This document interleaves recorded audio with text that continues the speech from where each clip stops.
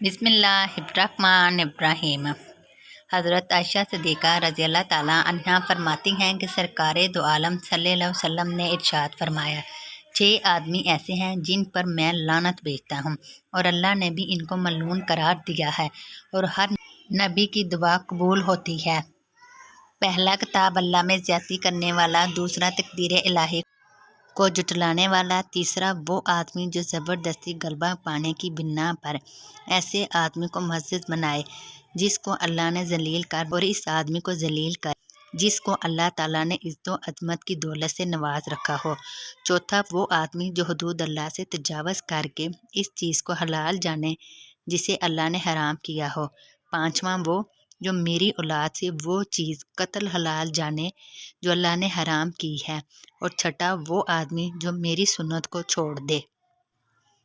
तशरीह: हदीस में जिन अशख़ास का ज़िक्र किया गया है वो अपने इन गलत अक़ायद और गुमराहकुन अमाल की बिना पर शरीयत में इतने मुजरिम हैं कि सरकारे दो आलम सल्लल्लाहु अलैहि वसल्लम ने इन पर लानत फरमाई है।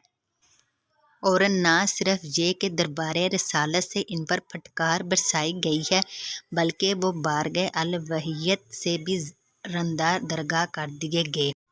चनाचे किसी आदमी ने आप सल्लल्लाहु अलैहि वसल्लम से सवाल किया होगा कि आप सल्लल्लाहु अलैहि वसल्लम इन लोगों पर लानत क्यों भेजते हैं, तो इस पर आप सल्लल्लाहु अलैहि वसल्लम ने ये जवाब दिया कि चूँकि खुदावंद कुद्दूस ने इनको अपने अमाल की बना पर मलून करार दिया है, इसलिए ये इसी के मुस्तहिक़ हैं कि रसूलुल्लाह सल्लल्लाहु अलैहि वसल्लम भी इनको मलून करार दें।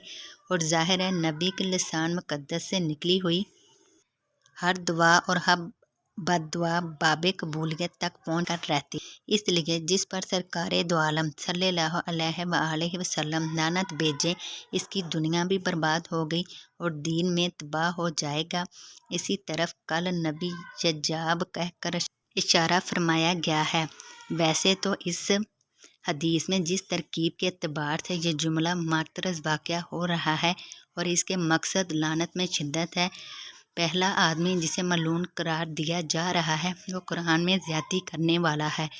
हवा वो कुरान में अल्फाज की ज़्यादती करे या कुरान की आयतों के ऐसी मानी बयान करे जो किताब अल्लाह के मफ़हूम के खिलाफ और मंशा इलाही के बरअक्स हों। तीसरा आदमी वो है जो ज़बरदस्ती गलबा हासिल करे और अपनी ज़ाहरी शान व शौकत के बलबूते पर इन लोगों को मुअज़्ज़ज़ करे जो अल्लाह की नज़रों में जलील हैं, और इन लोगों को जलील करें जो अल्लाह के यहाँ बड़ा मर्तबा रखते हैं। और इस तीसरे आदमी से मुराद ऐसे बादशाह और जालिम हाकिम हैं जो अपने अगराज़ व मकासद की बिना पर हुकूमत दौलत के नशे में अल्लाह के इन सालिह नेक बंदों और मुसलमानों को जलील हवार करते हैं, जो अल्लाह के नज़दीक बड़ी इज़्ज़त व अज़मत के मालिक होते हैं, और ऐसे काफिरों, जाहिलों और बदकार लोगों को अजीज़ रखते हैं जो अल्लाह की नज़र में सख्त जलील होते हैं। चौथा आदमी वो है जो अल्लाह की कायम की हुई हदूद से तजावज़ करता है, यानी इन चीज़ों को हलाल समझता है जो अल्लाह की जानिब से हराम कर दी गई हैं। मसलन बैतुल्लाह मक्का में जिन बातों को अल्लाह ने ममनू करार दिया है, जैसे किसी जानवर का शिकार करना, दरख्त वगैरह काटना या बगैर एहराम के मक्का में दाखिल होना, इनको वो हलाल समझता हो।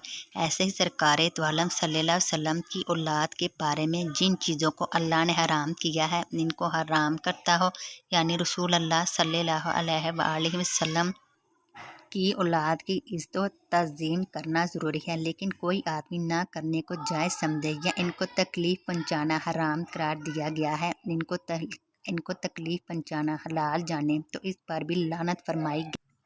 यहाँ इसका मतलब ये है कि कोई आदमी मेरी औलाद में से होने के बावजूद इन अफ़ाल को हलाल जानकर करता है जिनको अल्लाह ताला ने हराम कर दिया है। इस तरह इसका मकसद सैयदों को तनबिया करना है कि ये लोग सरकारे दो आलम सल्लल्लाहु अलैहि वसल्लम की औलाद में होने के नाते गुनाह व मासियत से बचते रहें, इसलिए कि दूसरी कौमों के मुकाबले में इस कौम को गुनाह व मासियत ज़्यादा बुराई तबाही का बाइस है, क्योंकि इनका नस्बी तल्लुक़ बराह रास्त रसूल अल्लाह सल्लल्लाहु अलैहि वसल्लम से है। जो आदमी सुस्ती और कसल की बिना पर सुन्नत को तर्क करता हो वो गुनाहगार है, اور جو آدمی سنت کو نعوذ باللہ ناقابل اطاعت سمجھ کر چھوڑتا ہو تو وہ کافر ہے، لیکن اس لعنت میں دونوں شریک ہیں۔ مگر یہ کہا جائے گا کہ جو آدمی ازراہ کسل و سستی سنت چھوڑتا ہے اس پر لعنت کرنا زجر و تنبیہ کے لیے ہے، اور جو آدمی ناقابل اطاعت سمجھ کر سنت کو ترک کرتا ہے اس پر حقیقتاً لعنت ہوگی۔